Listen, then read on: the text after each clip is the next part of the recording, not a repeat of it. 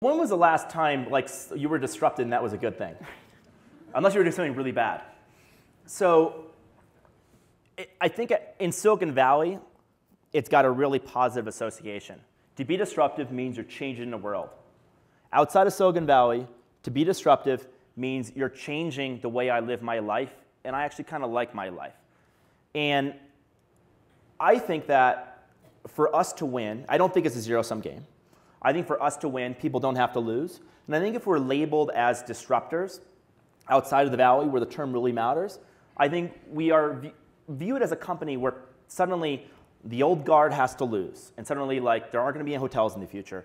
And then suddenly, like, neighborhoods are going to get turned upside down. All these like horrible associations happen when you start to think about disruption. And it's kind of exciting from a narrative of technology, like changing the nature of cities. But I like to think that, like, if we are disruptive to the way the world is, that's only because that world was disruptive to the world before that. And again, if you look back 100 years ago, we did not invent the idea of staying in people's homes. We did not invent the idea of people having reputations. The world was smaller.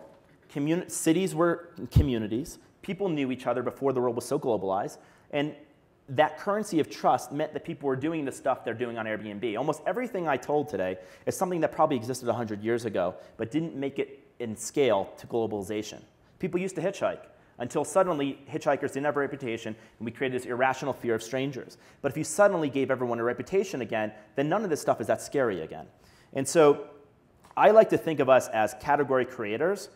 I prefer people think of us and think we are a way for people to be able to participate in an economy when they weren't able to. We're creating a new way to travel, a new kind of a category, and we may be part of a macroeconomic revolution.